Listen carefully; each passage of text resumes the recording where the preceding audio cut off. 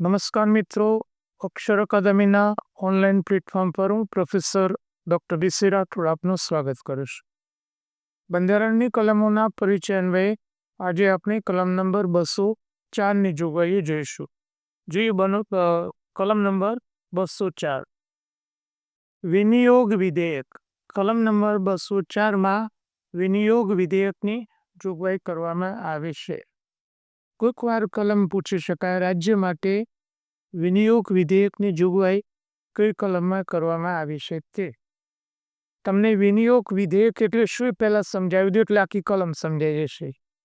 વિનિયોગ વિધેયક એટલે કે જે વિધાનસભામાં રકમ મંજૂર કરવામાં આવી છે એમાંથી ખર્ચ કરવા માટે, પૈસા ઉપાડવા માટે જે વિધેયક લાવવામાં આવે છે એને વિનિયોગ વિધેયક કહેવામાં આવે છે. એટલે આ વસ્તુ છે તમે સમજી લો. વિધાનસભાએ મંજૂર કર્યું પણ એમાંથી પૈસા ઉપાડવા માટે જે વિધેયક લાવવામાં આવે છે એને વિનિયોગ વિધેયક કહેવામાં આવે છે. જોઈએ, અનુચ્છેદ 203 મુજબ વિધાનસભાએ અનુદાનો મંજૂર કર્યા પછી, વિધાનસભાએ જે રકમ ગ્રાન્ટ મંજૂર કરી હોય તે વિધાનસભાએ એ રીતે મંજૂર કરેલ અનુદાનો અને રાજ્યના સંચિત ફંડ ખાતે ઉધારેલા પણ ગૃહ અથવા ગૃહો, જો બે ગૃહ હોય તો, સમક્ષ અગાઉ મૂકેલા પત્રકમાં બતાવેલી રકમ કરતાં કોઈ પણ સંજોગોમાં વધે નહીં તેટલા ખર્ચને પહોંચી વળવા માટે જોઈતા તમામ નાણાંનો રાજ્યના સંચિત ફંડમાં વિનિયોગ કરવા માટે જોગવાઈ કરવાની બનતી ત્વરાએ વિધેયક રજૂ કરવું જોઈશે. એટલે કે વિધાનસભાએ જે અનુદાન મંજૂર કર્યું એમાંથી ખર્ચ કરવા માટે જે જોગવાઈ કરવામાં આવે છે વિધેયકને એને વિનિયોગ વિધેયક કહેવામાં આવે છે. વિનિયોગ એટલે નક્કી કરેલ રકમમાંથી નાણાંનો ઉપાડ.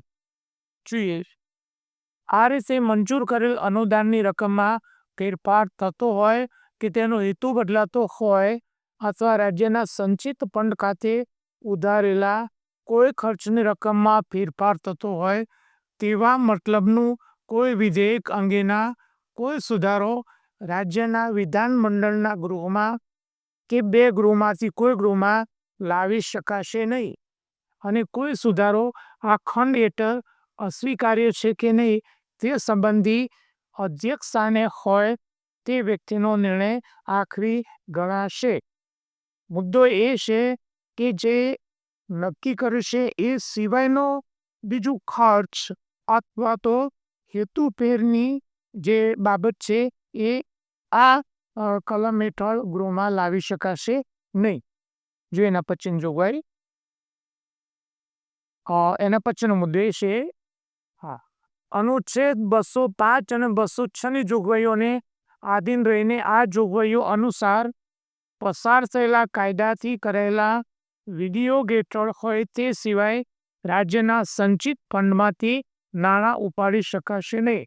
એટલે કે જે વિધાનસભામાં નક્કી કર્યું હોય એ સિવાયના વધારાના નાણાં સંચિત ફંડમાંથી ન ઉપાડી શકાય.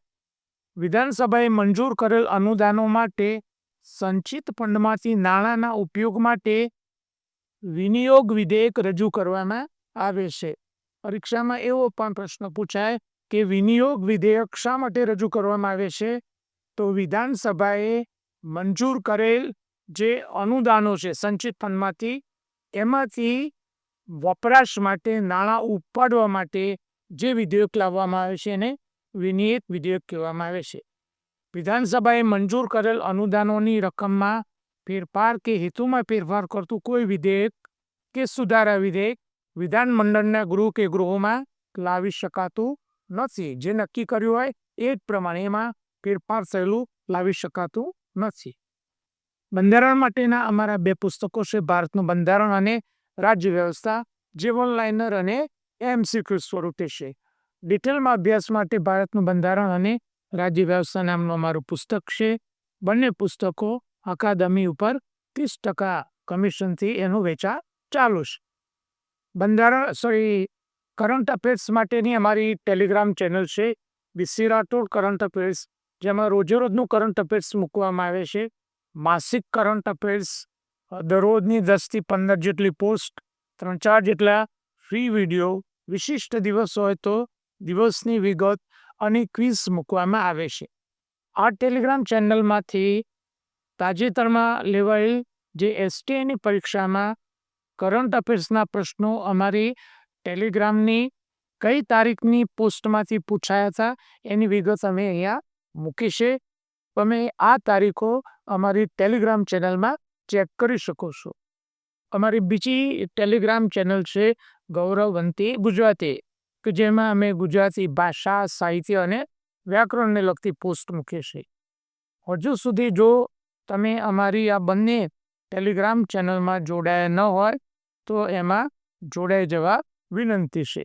વધુમાં અમારું મેટર અમે ઇન્સ્ટાગ્રામ અને ટ્વિટર ઉપર શેર કરીએ છીએ, તો અમને આ બંને પ્લેટફોર્મને ફોલો કરવા વિનંતી છે.